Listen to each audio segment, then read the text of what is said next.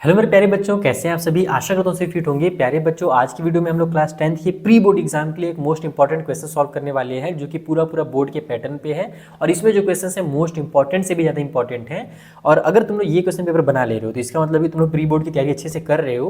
और अगर ये क्वेश्चन पेपर नहीं बन रहा तो बच्चा बहुत गड़बड़ चल रहा है फिर, क्योंकि ये क्वेश्चन पेपर एक्चुअली में प्री बोर्ड का है नहीं। ये क्वेश्चन पेपर पता है कब का है? ये फर्स्ट सेमेस्टर का है। अब बोलोगे सर अगर ये फर्स्ट सेमेस्टर का है तो फिर हम लोग प्री बोर्ड के लिए इसको क्यों करें?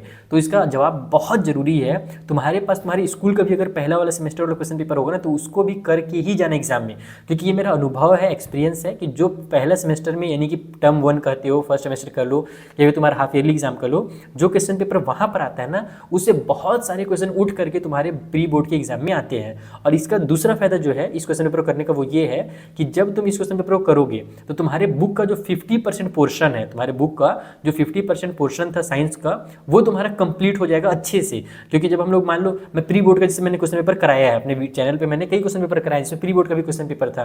तो फॉर एग्जांपल तुम लोग कोई भी चैप्टर ले लो, मान लो चैप्टर नंबर 2 का क्वेश्चन अगर हमारे प्री बोर्ड वाले क्वेश्चन पेपर में देखोगे तो कम क्वेश्चन रहेंगे, लेकिन अगर हाफ ईयरली में तुम देखोगे तो उसी चैप्टर से अलग अलग इंपॉर्टेंट ज़्यादा क्वेश्चन तुमको देखने को मिलते हैं। तो ये क्वेश्चन पेपर इसलिए भी ज़्यादा जरूरी है क्योंकि यहाँ पर तुम्हारे पास तुम्हारे बुक का 50% जो है ना उसको रिवाइज करने का बहुत अच्छा मौका है। तो तुम लोग इस क्वेश्चन पेपर को जरूर करना। स्टार्ट करते हैं हम लोग। बाकी अगर तुम चाहते हो कि तुम्हारे जो क्वेश्चन पेपर है वो भी हमारे चैनल पर डिस्कस किए जाएँ जिससे दूसरे बच्चों को हेल्प मिल सके, तो तुम लोग मेरे व्हाट्सएप नंबर जो कि डिस्क्रिप्शन बॉक्स में गिवन है उसमें अपना क्वेश्चन पेपर सेंड कर सकते हो। सो स्टार्ट किया जाए सेक्शन ए से, जहाँ पर तुम लोगों को 20 दिए हुए हैं MCQ वाले क्वेश्चंस। और ये भी मैं तुम लोग बता दूं कि भैया मैं हिंदी मीडियम का स्टूडेंट रहा था अपने ज़माने में। जब मैं क्लास 1 से क्लास 12 तक पढ़ा था ना तो मैं हिंदी मीडियम सरकारी स्कूल से पढ़ा हुआ हूँ, लेकिन मैंने बहुत मेहनत की अपनी इंग्लिश पे। इस वजह से आज मैं तुम लोगों को मैथ्स जो है उतना अच्छे से पढ़ा पाता हूँ। मैथ्स हो गया या कुछ दूसरे सब्जेक्ट्स हो गए। बट हाँ ये है कि इंग्लिश के कुछ टर्म्स होते हैं साइंस में जो मैं थोड़ा सा गड़बड़ कर देता हूँ प्रोनाउंशिएट करने में एक्चुअल में। तो बच्चों उसमें ध्यान नहीं देना है, तुमको पढ़ने में ध्यान देना है और क्वेश्चन पेपर को समझने में ध्यान देना है।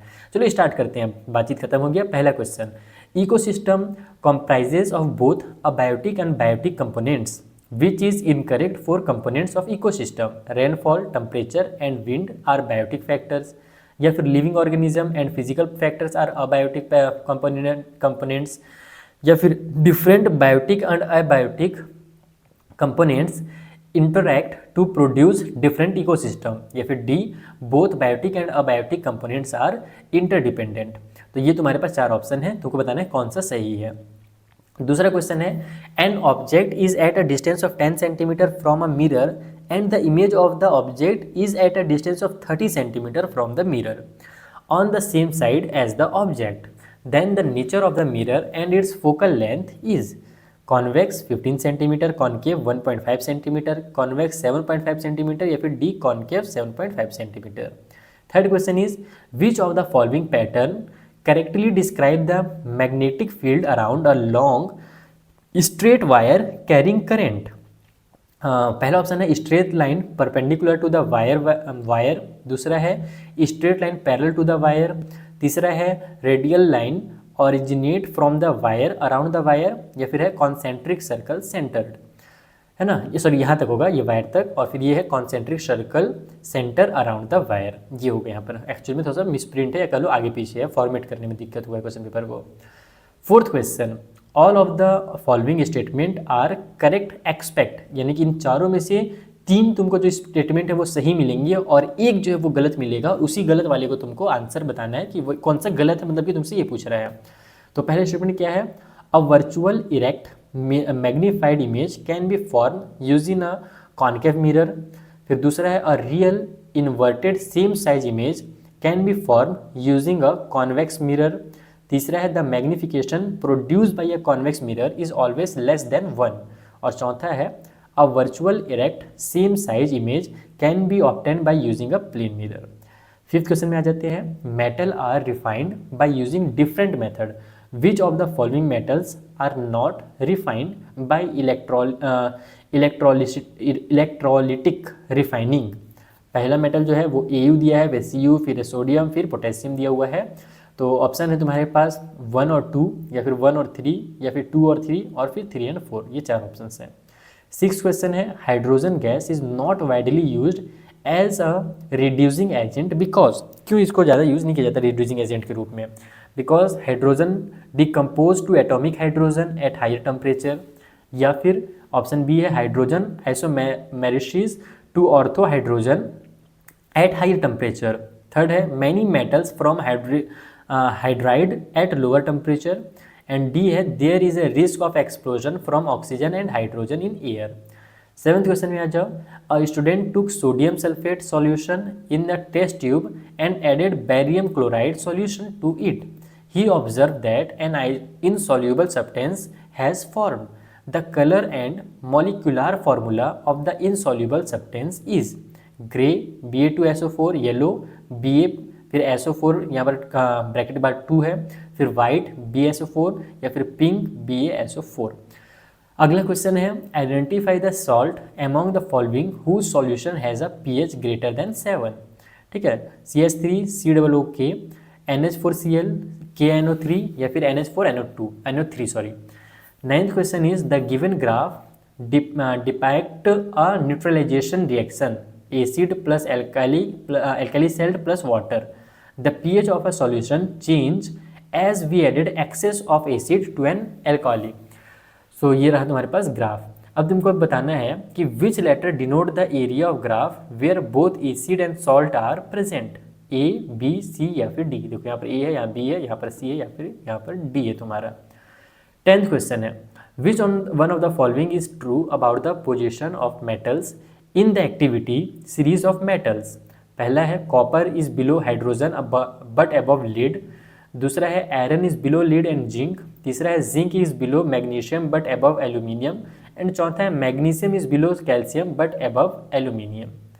आगे बढ़े 11th क्वेश्चन में several factories were pouring their wastes in river A and B। ठीक है, अलग अलग जो फैक्ट्रीज है वो दो रिवर में अपने वेस्टेज को फेंक रहे हैं, एक का नाम ए है दूसरे का बी है। Water sample were collected from this two rivers. It was observe that sample collected from river A was acidic while the river B was basic. The factories located near A and B are. ठीक है, तुमको ये बताना है। देखो समझ में आ गया ना क्वेश्चन कि रिवर ए के पास जो रिवर ए में जो पानी था वो एसिडिक हो गया उसमें गंदगी डालने से, लेकिन रिवर बी में बेसिक हो गया। अब तुमसे ये पूछ रहा है कि क्या रीज़न हो सकता है कि उसका एसिड और उसका बेस हुआ, फैक्ट्रीज कैसे कैसे थे। तो पहला बोल रहा है कि सॉप्स एंड डिटर्जेंट्स फैक्ट्री जो है वो ए के पास है और एल्कोहल जो है वो बी के पास है, एल्कोहल फैक्ट्री। ठीक है, या फिर सॉप और डिटर्जेंट जो है वो बी जो रिवर था उसके पास है और एल्कोहल जो है वो ए फैक्ट्री के पास है। फिर तीसरा है lead storage battery manufacturing factories जो है वो ए के पास है और शॉप डिटर्जेंट जो है वो बी के पास है। या फिर उसी को उल्टा कर दिया कि लेड स्टोरेज जो है ना बैटरी वगैरह वाला बी के पास है और शॉप वगैरह जो है वो ए के पास है। ये तुमको बताना है कि कौन सा होगा, तुम्हारे दिमाग से बनेगा क्वेश्चन, तुमको बुक में से क्वेश्चन नहीं मिलेगा, इसीलिए मैं बोला कि ये क्वेश्चन पेपर बहुत मज़ेदार है, तुम्हारा अच्छा खासा ये प्रैक्टिस करा देगा। 12th है 1 mole of hydrocarbon P on complete क्या है combustion produce CO2 and H2O in the molar ratio 1:1. The succeeding homologue of P is Q, while preceding homologue of O, the name of the homologue homologous है यार, मैं homologue पढ़ रहा, हाँ homologous series is R. Identify O, P, Q and R। तो यहाँ पर तुम्हारे पास दिया हुआ है पहला में O, P, Q, R के बारे में, इथेन, प्रोपेन, ब्यूटेन या एल्केन, फिर हेक्सेन, पेंटेन, ब्यूटेन या फिर एल्केन, या एथेन, प्रोपेन, ब्यूटेन या एल्केन, या फिर एथेन, प्रोपेन, ब्यूटेन या फिर एल्केन। अब अगला 13 क्वेश्चन है the power of covering lens is 4.5 diameter या D and that of the diverging lens is 3D। The power of this combination of lenses placed closer together, मिला करके कितना power बनेगा 1.5, 7.5, -1.5 या फिर -7.5। 14th question a particle moves towards a concave mirror of radius of curvature 60 cm along its principal axis with constant speed 16 mm per second. What is the speed of its image when particle is 90 cm from the mirror? 2, 8, 1 या फिर 4। Which of the following acts as a circuit protection device? Fuse, conductor, inductor या फिर switch। 16th question the direction of magnetic field around a straight conductor carrying current can be determined by Fleming's left hand rule, Lenz's law, right hand thumb rule या फिर Fleming's right hand rule। 17th question में आते हैं जो कि assertion reason वाला है। सो assertion क्या दिया हुआ है, ozone is useful as well as harmful. उसी तरीके से रीजन दिया हुआ है ozone prevent UV radiation from entering earth surface. तो तुमको बताना है कि ABCD कौन सा हमारा स्टेटमेंट सही होगा इसमें से। 18th भी एसर्शन रीजन का है जिसमें एसर्शन दिया हुआ है iron is the most widely used metal but it is never used in its pure state. And reason बोल रहा है कि pure iron is very soft and stretch easily when hot. फिर अगला भी एसर्शन रीजन का है कि when a mixture of hydrogen and chlorine is placed in sunlight hydrogen chloride is form. और इसका रीजन बोल रहा है कि it is an example of combustion reaction. फिर 20 क्वेश्चन है कि after white washing the walls a shiny white finish on walls is obtain after 2 or 3 days। और रीजन बोल रहा है कि calcium oxide reacts with carbon dioxide to form calcium hydrogen carbonate which give shiny white finish. तो यहाँ पर तुम्हारा objective वाले जो 20 क्वेश्चन थे बच्चा होता है कंप्लीट। अब चलते हैं सेक्शन बी में जहाँ पर 10 नंबर तुम लोगों को मिलने वाला है। मेरे हिसाब से 5 क्वेश्चन है 2-2 नंबर के। देखते हैं पहला question, the molecular formula of alkyne X and Y are CXH8 and C10HY respectively. What are the relative molecular masses of X and Y।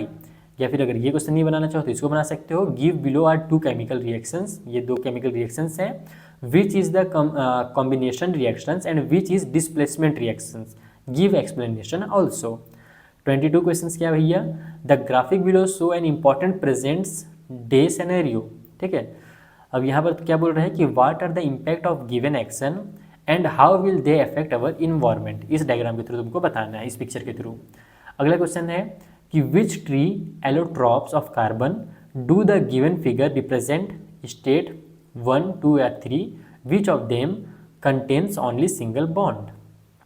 24 question, identify the type of each of the following reaction क्या है, stating the reason for your answer.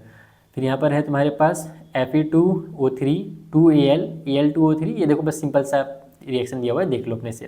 ठीक है, का read करो, फालतू में time waste होगा। 25th question, a concave lens of focal length 5 centimetre, calculate the power of the lens. Okay, अब आ जाते हैं सी सेक्शन में जहाँ पर 18 नंबर का तुमको मिलेगा क्वेश्चन। सो पहला क्वेश्चन है, when a drop of phenolphthalein is added to a solution of a white substance, it turns pink. When a drop of an acid is added to this pink solution, heavy effervescence is formed and the solution turn colorless. तो पहला है कि what is the nature of the white substance, दूसरा है write the name of probable compound, और तीसरा question है write down the chemical equation for the reaction between the compound and the acid added to the solution। या फिर सी में अगर तुम ये क्वेश्चन को ना बनाना चाहो तो इसको भी बना सकते हो कि consider the molecular model of the 2 organic compounds so given, यानी ये जो तुमको दिए हुए 2 कंपाउंड्स इनके बारे में बोल रहा है। फिर आगे और क्वेश्चन है, name the homologous series that compounds 1 and 2 belong to and give its general formula. Second है, write the molecular formula of next homologue of both compounds 1 and 2। और तीसरा है, give 1 identification test for this compounds. Actual में ना या तो ये तीनों क्वेश्चंस करने हैं या फिर तुमको इस डायग्राम के थ्रू ये तीनों क्वेश्चंस करने हैं। ये सी का और पार्ट वाला नहीं था, ये अलग ही पार्ट है पूरा का पूरा। ठीक है, अब आते हैं 27 में। An experiment was conducted in which an electron enter a region of the uniform magnetic field as so in the down figure. It is given that, यहाँ पर ये दिया हुआ है, direction of magnetic field is into the plane of the paper. अब तुमको क्या बोल रहा है क्वेश्चन कि explain in which direction from P, Q, R and S will the deflection of the electron occur. दूसरा क्वेश्चन है, which rule is use to determine the direction of the deflection of electron. तीसरा है कि if the electron enters parallel to the magnetic field what will be the force on the electron. या फिर और करके question फिर से दिया हुआ है, लेकिन इस बार जो और है ये सी का ही पार्ट है बस, कि Anup added dilute hydrochloric acid to 4 metals and record her observation as so in the table given below. Copper में यस गैस इवॉल्व हुआ, आयरन में भी हुआ, मैग्नीशियम में नहीं हुआ, जिंक पे नहीं हुआ। Write the correct observation and give chemical equation of the reaction involved. ठीक है, then 28 question is, a clear solution of slaked lime is made by dissolving CaOH2 in an excess of water. This solution is left exposed to air. The solution slowly goes milky as white precipitate form. Explain why a faint white precipitate forms. Support your response with the help of chemical equation. या फिर अगर इसको नहीं बनाना चाहो तो इसको बना लो. ये वाला क्वेश्चन है कि identify the compound X on the basis of the reaction given below. Also write the name of chemical formula A, B and C. ठीक है, ये है पूरा डायग्राम. फिर कंप्लीट द फॉलोइंग रिएक्शन. आपको यहाँ पर इन रिएक्शंस को कंप्लीट करना है, जो कि हमेशा आता है बोर्ड एग्जाम में. या फिर तुम ये भी कर सकते हो कि how do following substance dissociate to produce ions in their solution. Hydraulic acid, nitric acid, sulphuric acid, sodium hydroxide, potassium hydroxide या फिर मैग्नीशियम हाइड्रोक्साइड. देन 30 क्वेश्चन है भैया. 30th क्वेश्चन हमारे पास. An array on treatment with dilute hydrochloric acid produce brisk effervescence. Name the type of array with one example. Write only the chemical equation for the reaction involved in the extraction of the metal from its array process. या फिर इस question को बना सकते हो कि identify the type of chemical reaction in the following and define each of them.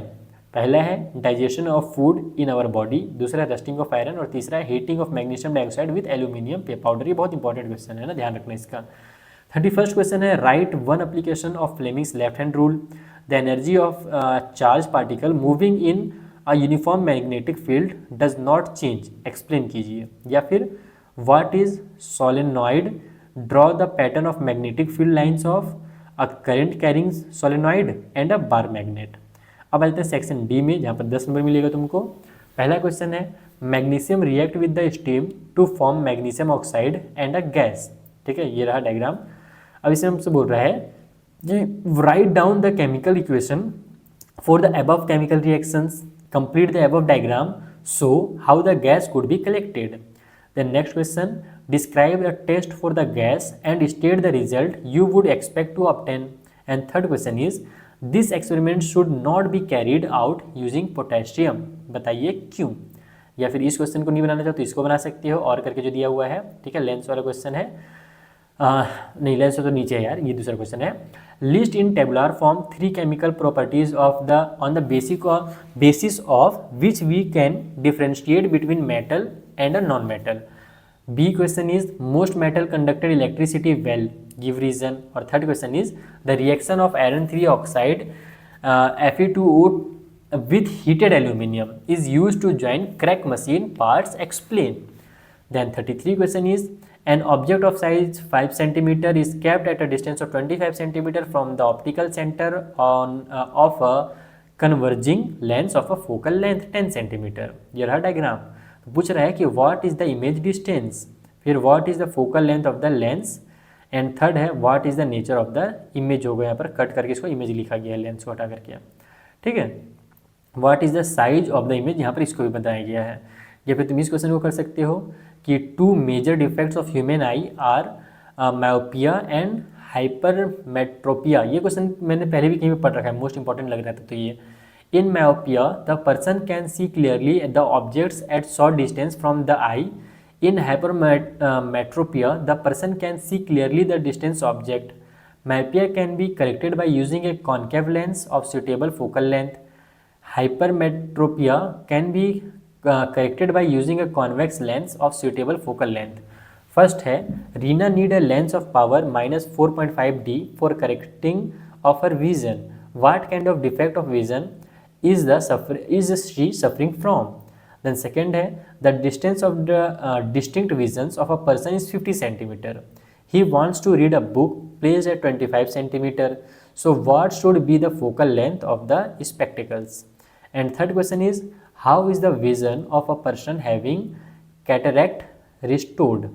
ठीक है, ये थर्ड क्वेश्चन है. फोर्थ वाला को कट कर दिया गया है.